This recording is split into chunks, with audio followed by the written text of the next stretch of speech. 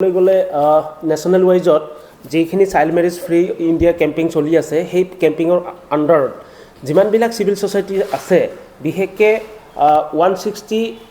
civil society ইয়াত 160 civil ছ'চাইটিয়ে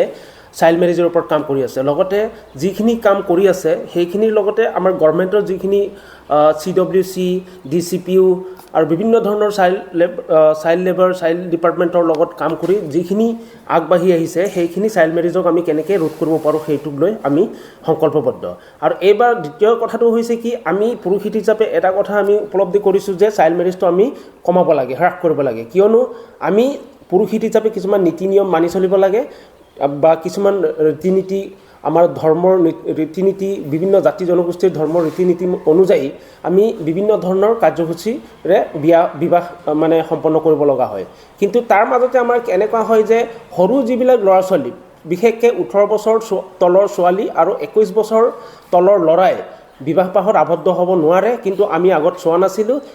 এইবাৰ আমি সংকল্পবদ্ধ যে প্ৰত্যেকটো আমাৰ মন্দিৰে হওক বা বিবাহ ভৱনতে হওক আমি বাল্য বিবাহ ৰোধ কৰাটো আমি এটা সংকল্প লৈছোঁ আৰু বিশেষকৈ বাল্য বিবাহ হোৱাৰ ফলত আমাৰ কি ইম্পেক্ট পৰে প্ৰভাৱ পৰে তাৰটোতো আপোনালোকে সম্পূৰ্ণ জ্ঞাত যে ইয়াত 160ৰো অধিক যোনটো চিভিল ছ'চাইটিছ আছে তেখেতসকলে গোটেই ৰাষ্ট্ৰীয় পৰ্যায়ত child marriage campaign free India campaign বুলি এটা কেম্পেইন চলাই আছে য'ত নেকি 200খন ডিষ্ট্ৰিক্টত বিভিন্ন ধৰণৰ কাম চলাই আহিছে আৰু তেখেতসকলৰ মূল উদ্দেশ্যটো হৈছে চাইল্ড মেৰেজটো হ্ৰাস কৰা আৰু ইয়াৰ 2 নম্বৰ কথাটো হৈছে কি গ্ৰাছৰুট লেভেলত যিখিনি কাম কৰি আছে সে ধৰক আপোনাৰ ইউথ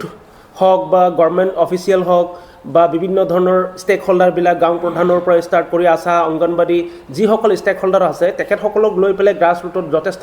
অৰ্গেনাইজেশ্যনে কাম কৰি আছে আৰু সেই অৰ্গেনাইজেশ্যনৰ পৰা আমি যিখিনি অৰ্গেনাইজেশ্যনে কাম কৰি আছে সেইখিনিক লৈ আমি যথেষ্ট সুখী অনুভৱ কৰিছোঁ আৰু সেইখিনি দেখি আমি যথেষ্ট ভাল পাইছোঁ আৰু ইয়াত বিশেষকৈ আইনৰ কথা যেতিয়া ক'বলৈ যাওঁ তেতিয়া আইনৰ কথাটো এনেকুৱা আহে যে চাইল্ড মেৰেজ প্ৰহিবিশ্যন এক্ট যোনটো 2006 আছে সেইমতে আমি যদি চাবলৈ যাওঁ আমি পুৰোহিত হিচাপে যদি 18 বছৰ তলৰ ছোৱালী আৰু 21 বছৰ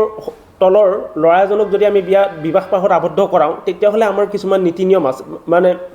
আইনৰ গণ্ডিত আমি পৰিম যিহেতু আইন বুলি কোৱাৰ লগে লগে আমাৰ এনে কিছুমান নীতি নিয়ম আছে এতিয়া চাওক যিসকলে আমাৰ মানে এই বাল্য বিবাহক আমি সমৰ্থন কৰোঁ তেখেতসকলৰ গাৰ্জেনৰ পৰা আৰম্ভ কৰি পুৰোহিত তথা তাত যিমানখিনি পেণ্ডেলত কাম কৰা বা যিমানখিনি তাত মিঠাই দোকানৰ পৰ্যন্তলৈকে আৰু য'ত বেণ্ড পাৰ্টি বা বিভিন্ন ধৰণৰ মানে জেগাৰ পৰা অহা খোৱা লগতে গাৰ্জেনসকলে সম্পূৰ্ণ দায়বদ্ধ হয় আৰু ইয়াতে কি হয় মেইন প্ৰব্লেমটো হৈছে কি ইয়াৰ মূল উদ্দেশ্য হৈছে কি প্ৰটেকশ্যন অফ ভিক্টিম মানে যিসকলে সঁচাকৈ ভিক্টিম হৈছে মানে ভুক্তভোগী হয় তেখেতসকলক প্ৰটেক্ট কৰা আৰু 2 নম্বৰটো হৈছে কি চাইল্ড মেৰেজটো সম্পূৰ্ণভাৱে আমাৰ মাজৰ পৰা নাইকিয়া কৰা তাৰপিছত আহি গ'ল আপোনাৰ পক্সো আইনৰ কথা যদি কওঁ পক্সো আইনটো আপোনালোকে জ্ঞাত যে পক্সো আইনৰ থ্ৰুদি আমাৰ এনেকুৱা হয় ছেক্সুৱেল যোনটো হাৰাছমেণ্ট থাকে এই হাৰাছমেণ্টটো আমি কেনেকৈ কৰিব লাগে যিসকলে মানে পৰ্ণগ্ৰাফি দেখায় বা এডাল্ট বুলি কোৱাৰ লগে লগে 21 বছৰ যিবিলাক ওপৰ পুৰুষে হওক বা মহিলাই হওক 18 বছৰ তলৰ ছোৱালীক যদি কেনেবাকৈ মানে ছেক্সুৱেল হাৰাছমেণ্ট কৰে বা পৰ্ণগ্ৰাফি ভিডিঅ' বা বিভিন্ন ধৰণৰ যদি এনেকুৱা কৰে তেতিয়াহ'লে তাক বিভিন্ন ধৰণৰ ব্যৱস্থা আইন আছে য'ত নেকি পক্সো আইনত পৰে ঠিক তেনেকৈ ছেক্সুৱেল হাৰাছমেণ্ট বেড টাচৰ ওপৰত কথা আছে বেড টাচ বুলি ক'লে বেয়াকৈ যদি আমি বেয়া ধৰণে যদি হাতটো দিওঁ তেতিয়াহ'লে আমাৰ সেই পক্সো আইনৰ আণ্ডাৰত পৰে এই আইনৰ জৰিয়তে 5 বছৰৰ পৰা 7 বছৰৰ ভিতৰত প্ৰয়োজন সাপেক্ষে সেইটো 10 বছৰ পৰ্যন্ত কাৰাদণ্ড হ'ব পাৰে আৰু লগতে জৰিমনাও হ'ব পাৰে সেইটো উদ্দেশ্য আগত ৰাখি আমি পুৰুষসকলে এটা সংকল্প লৈছোঁ যে আমি চাইল্ড মেৰেজটো বিশেষকৈ বাল্য বিবাহটো আমাৰ মাজৰ পৰা একেবাৰে নাইকিয়া কৰিব লাগে আৰু নেশ্যনেল ৱাইজত এতিয়া যিখিনি চলি আছে 23.3% এতিয়া নেশ্যনেল ৱাইজত অলৰেডি বাল্য বিবাহ হৈ আছে 2030 চনৰ ভিতৰত এই